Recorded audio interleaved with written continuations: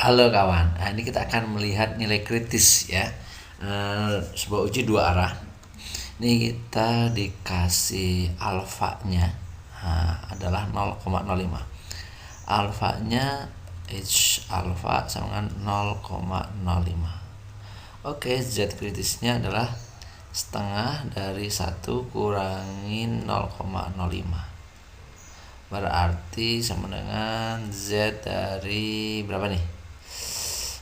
Setengah dari 0,95 gitu kan ya, atau sama dengan Z dari 0,475. Nilainya berapa nih? Nah, tadi bukan yang ini gitu ya. Ini kita lihat tabel ya, kita lihat tabel, kita bantu tabel ya. Nih kelihatan kan tabelnya ya. Kita bantu tabel di tadi 0,475 ya, kita kecilin 0,475. Oke, sebentar tabelnya kita kecilkan biar kelihatan. Di sini. Oke. 0,475.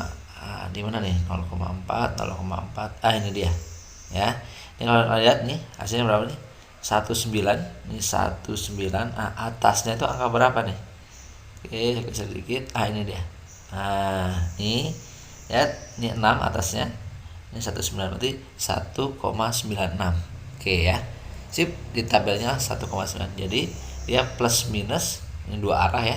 Sekarang dua arah nih, dua arah. Tadi plus minus 1,96 atau 1960 boleh. Sip, udah gitu doang ya. Sip. Jadi sebenarnya ini hanya penggunaan tabel aja. Ini rumusannya seperti ini. Terus kita hitung, ketemulah seperti ini ya, 1960. Ini dia, selesai. Udah cuma gitu doang ya. Jadi ini penggunaan tabel aja. Oke.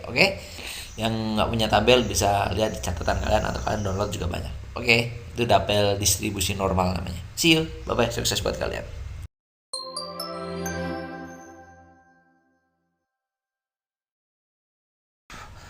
Oke, nih kawan, kita dikasihkan soal penarikan kesimpulan. Kita baca ya. Mesin potong di sebuah pabrik digunakan untuk memotong logam dengan ukuran tertentu. Oke, pabrik menyatakan bahwa ukuran logam yang dihasilkan adalah 50 cm. Ukuran logamnya 50 cm katanya kalau menggunakan mesin tersebut. Oke. Untuk mengetahui kebenarannya dilakukan penelitian terhadap 100 buah potongan logam. Ternyata diperoleh rata potongan logamnya 40 ternyata rata-ratanya.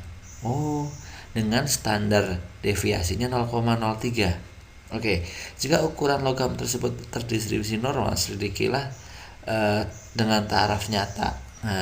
Ini taraf nyata 0,05. Apakah logam tersebut masih berubah atau belum? Oke, kita akan hitung Z-nya dulu. Nilai Z yang nanti akan kita bandingkan untuk membandingkan apakah dia sudah berubah atau belum. Rumusnya gimana?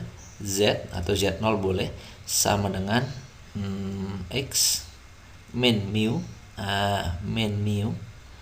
atau mu 0 boleh, terus dibagi dengan standar deviasi dibagi dengan akar N. Gitu. Oke, kita masuk ke coba.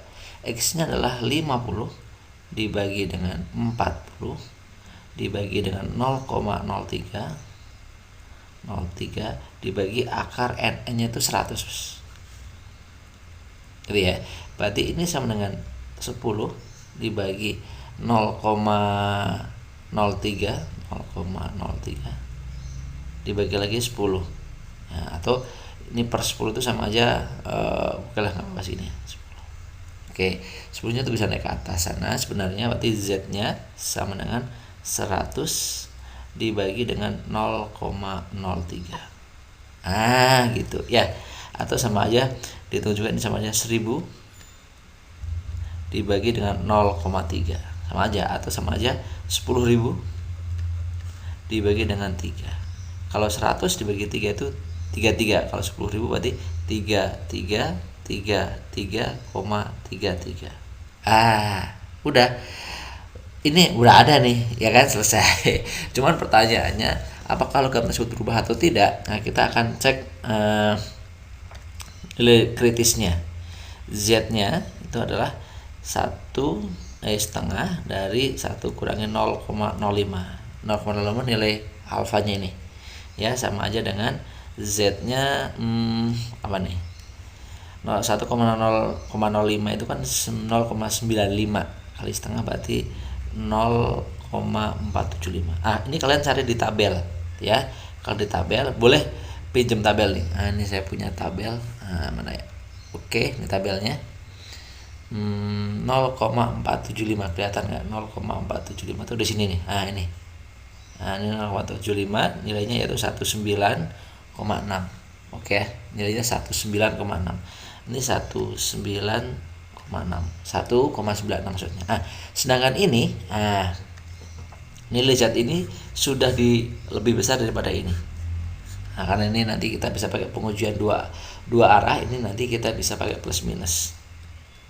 Jadi nilai ini sudah di luar ini, berarti dia artinya sudah berubah. Jadi artinya 3,33 itu lebih besar dari 1,96 gitu ya. Berarti artinya dia sudah berubah, karena sudah di luar batas. Karena batas wajarnya adalah antara min 1,96 sampai 196, berarti dia berubah. Jadi artinya ini mesinnya sudah tidak cocok lagi, sudah tidak standar lagi karena sudah berubah dari kondisi awal. Oke ya, ngerti ya? Sip. See you next time. Sukses selalu. Dadah.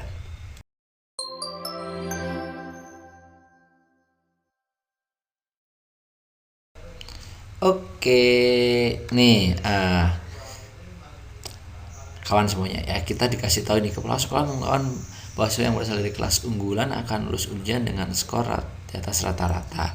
Diketahui bahwa rata-rata skor yang dicapai tahun lalu itu 63 dan simpangan bakunya 6, berarti X nya itu 63 gitu ya. Terus terus simpangan bakunya itu adalah 56. Terus untuk melakukan hipotesis kepala sekolah dapat diterima setelah ambil siswa dari kelas unggulan 16. Jadi ambil 16 nih. Terus rata yang sekarang ya itu adalah 65. Gitu ya. Jika alfanya lah 0,05, maka nilai statistik yang dapat dihitung adalah berarti pengujiannya adalah pakai Z, rumusnya itu X dikurangi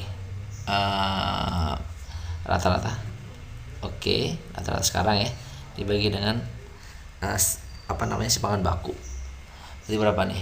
63 dikurangi 65 dibagi dengan berapa nih? 5,6.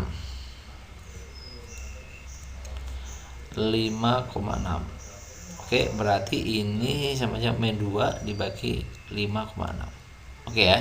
Berarti Z-nya adalah ini berapa nih? 0,357. Tapi minus ya, karena ini minus kan. Sip, itu dia. Ada nggak jawabannya? Ada, ini dia. Pertanyaannya berikutnya sebenarnya ini dia diterima atau ditolak nih nanti. Gitu ya, diterima atau ditolak, karena di sini ada segini nih. Level signifikannya. Nanti kita bisa cari Z kritisnya. Z kritisnya itu dengan masukin tabel. Itu gimana caranya? Betul. Setengah kali setengah 1 min 0,05 gitu kan ya. Ini sama dengan Z 0,475. Ini kalau kalian lihat di tabel jadinya plus minus 1,96. Ini ada di dalam sini, sehingga nanti ini prediksinya gitu ya dari kepala sekolah itu dia diterima gitu. Jadi kepala sekolah mengatakan bahwa siswa berasal dari kelas unggulan lulus ujian skor di atas rata-rata. Oke, diketahui bahwa rata-rata dicapai pada tahun 63 ya. Secara sederhana aja kelihatan nih, dulunya 63, pas kepala sekolah ngambil sekarang rata-rata 65 gitu ya. Oke, jadi sebenarnya dia diterima. Dia kalau hipotesnya dia diterima karena pengujiannya lah sekian, sedangkan batasannya sekian. Berarti dia masuk ya, karena batasannya itu gini nanti. Min 1,96 lebih kecil daripada Z, lebih kecil dari 196. Nah, kalau dia ada di tengah-tengah nilai hipotesanya, berarti tidak diterima. Ini kan ada di tengah-tengahnya. Oke ya, sip, cakep. See you next, semangat, sukses buat kalian.